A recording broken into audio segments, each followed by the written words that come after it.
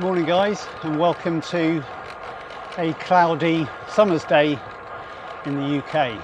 Feels a bit more like autumn at the moment, but hopefully it might brighten up later.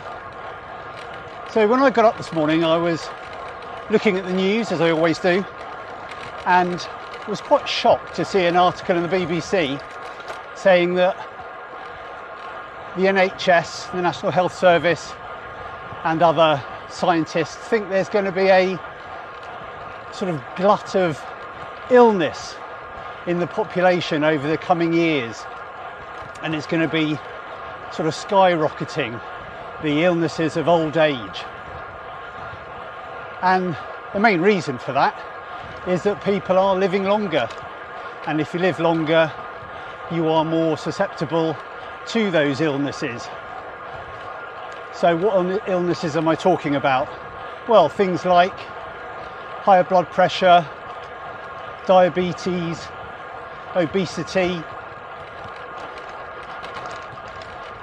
There's other illnesses too, like eye disease, which is more prevalent when you get older. And so the NHS seems to be under, or going to be under, a huge strain for people suffering more from these illnesses. But the one thing that came out of it when I was reading, and I'll link to the article below, was that we can do something about it, and that something is exercise. So by doing exercise we can help reduce our risk of those diseases by quite a lot. Obviously there's some diseases that you get in old age which you can't do much about, like degeneration of your eyesight and things like that, but things like diabetes, obesity, blood pressure or higher blood pressure, you can do something about. So really the key to maintaining fitness as you get older is to also maintain, or get, if you haven't already got it, a fitness habit. And by developing that fitness habit, you are far more likely to have an enjoyable old age than an old age riddled with illness and disease. So as well as diseases of old age like that, we're also susceptible as you get older to things like muscle loss and bone density decrease, which I've got a video about if you want to have a look at that, about how to slow down the aging process in that respect. I'll link to that below. But exercise again can help us maintain muscle mass and maintain bone density.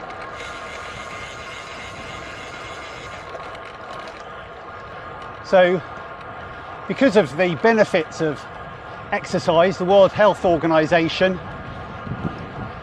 gives a rough estimate of about half an hour a day of exercise should help prevent these aging issues. Or if you maintain or build into your day regular exercise, you are going to suffer less with those aging illnesses. So when we're talking about exercise, we're talking about aerobic exercise like walking, running, jogging, cycling, or anything else like that, but also conditioning of the body and keeping it in good shape by maybe doing some weights or physical activity like that, body weight exercises, or go to the gym. Also stretching, maybe making a bit of yoga daily part of your routine to help maintain our ligaments and tendons and their mobility, because that's another thing that's going to reduce as we get older. Another thing to really think about, of course, which could be a whole series of videos on its own, is diet, and making sure we're eating a healthy, balanced diet as we get older. It's very easy to gain weight as you get older, especially as your metabolism is dropping. So if you can, really focus on a healthy diet. Also, as you get older, it's beneficial to up your protein intake a little bit, as when we get older we absorb less of the protein from the foods we have, so upping it in our daily diet can help us maintain that muscle mass. Another aspect to think about is your mental health in keeping sharp, keeping alert, keeping your brain going as you get older.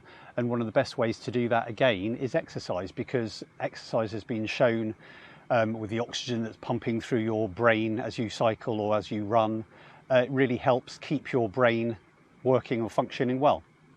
But obviously there's other things you can do, like puzzles, problem solving, things like that. Learning is a great way to keep active and keep your brain active. So if you have a passion, make sure you're sort of trying to learn and improve all the time. Always reading, always learning about that thing. Also, for mental health, exercise really boosts your mood. And one thing as you get older that does happen is you could be prone more to depression. And being able to keep active and keep fit really is a great way to help maintain a more sort of balanced emotional state. So exercise really is the key to so much of being healthy, not just for being fit and racing or anything like that, but just to keep your body in a good active state is, exercising is the key to it. So I'll just leave you with those key statistics from the NHS, in that they recommend 150 minutes a week of moderate exercise, which could be walking, easy cycling, anything like that, or 75 minutes of vigorous exercise, which is probably running, jogging, cycling a bit faster. 75 minutes of that sort of activity a week is going to help you maintain a healthy body. So I hope that's helped, giving you some tips on how you can prevent disease as you get older and stay in the best shape you can. Okay, until the next time, see you soon.